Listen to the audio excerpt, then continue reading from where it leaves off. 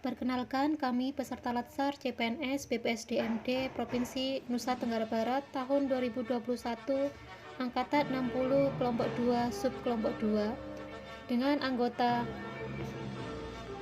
yang akan kami perkenalkan berikut ini. Saya Hamzan Wadi, bertugas di SDN 3 Sampi Bangkol, Kecamatan Gangga, Kabupaten Lombok Utara. Saya Tri Ratnawati, tempat tugas di SDN 3 Pemenang Timur. Assalamualaikum warahmatullahi wabarakatuh. Perkenalkan, nama saya Malarwati, instansi SDN 3 Sukadana, Kabupaten Lombok Utara. Assalamualaikum warahmatullahi wabarakatuh. Perkenalkan, saya Ria Septiana Rifayanti dari SDN 3 Malaka. Nama saya Ihsan Nunggara Sukma, bertugas di SDN 3 Gumantar, Kecamatan Kayangan, Kabupaten Lombok. Pada kesempatan kali ini, kelompok kami diberikan tugas untuk membuat mind map tentang materi wawasan kebangsaan dan juga nilai-nilai bela negara. Ini dia mind map yang sudah kelompok kami buat. Untuk lebih jelasnya, mari kita simak video penjelasan dari teman-teman kelompok 2. Mari menyaksikan. Saya Tri Ratnawati. Di sini saya akan menjelaskan tentang poin pertama, yaitu tentang definisi wawasan kebangsaan dan bela negara. Sebagai warga negara yang cinta tanah air, kita wajib menguasai tentang wawasan kebangsaan dan nilai-nilai bela negara. Wawasan kebangsaan adalah cara pandang bangsa Indonesia berdasarkan Pancasila dan Undang-Undang Dasar 1945 tentang diri dan lingkungannya dalam mengekspresikan diri sebagai bangsa Indonesia di tengah-tengah lingkungan Nusantara. Sedangkan bela negara merupakan tekad, sikap, perilaku, dan tindakan kita sebagai warga negara yang dijiwai oleh kecintaannya terhadap NKRI dalam menjaga kedaulatan negara, keutuhan wilayah, dan keselamatan bangsa negara yang ada di Indonesia. Nama saya Hamzan Wadi, bertugas di SDN 3 Sampi Bangkol, Kecamatan Gangga, Kabupaten Lombok Utara. Saya menjelaskan tentang sejarah yang terkandung dalam wawasan kebangsaan dan nilai-nilai bela negara. Peran pahlawan nasional yang berjuang dengan berbagai latar belakang agama dalam kemerdekaan negara Kesatuan Republik Indonesia, yaitu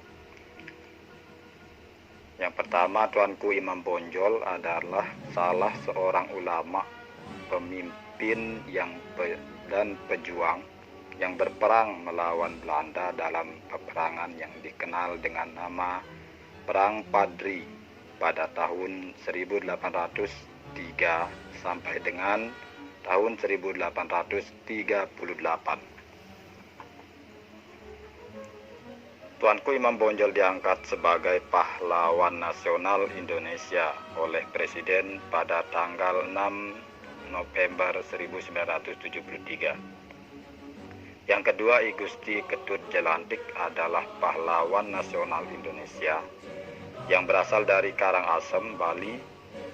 Ia merupakan pati kerajaan Buleleng. Ia berperan dalam Perang Bali I, Perang Jagaraga, dan Perang Bali III yang terjadi di Bali pada tahun 1849. Ia gugur ketika peperangan berakhir, yaitu pada tahun 1849. Saya Mala Arwati, bertugas di SDN 3 Sukadana, Kecamatan Bayan, Kabupaten Lombok Utara. Saya akan menjelaskan tentang indikator nilai-nilai bela negara. Indikator nilai-nilai bela negara. Yang pertama, cinta tanah air. Indikatornya menjaga tanah dan pekarangan serta seluruh ruang wilayah Indonesia. Yang kedua, sadar berbangsa dan bernegara. Indikatornya memiliki kesadaran keragaman budaya, suku, agama, bahasa, dan adat istiadat. 3. Setia pada Pancasila sebagai ideologi negara. Indikatornya memahami nilai dalam Pancasila. 4. Rela berkorban untuk bangsa dan negara. Indikatornya bersedia mengorbankan waktu, tenaga, pikiran, dan materi untuk kemajuan bangsa dan negara. 5. Kemampuan awal bela negara. Indikatornya senantiasa memelihara kesehatan jiwa dan raganya. Saya, Ria Septiana Rifayanti dari SDN 3 Malaka akan menjelaskan tentang konsensus dasar berbangsa dan bernegara, di mana konsensus dasar berbangsa dan bernegara itu ada 4. Yang pertama, Pancasila, yaitu sebagai dasar negara kita, Republik Indonesia. Yang kedua, Undang-Undang Dasar 1945, di mana dalam undang-undang ini mengatur segala hal tentang negara. Yang ketiga yaitu Bhinneka Tunggal Ika, yang dimana merupakan semboyan Persatuan Bangsa Indonesia.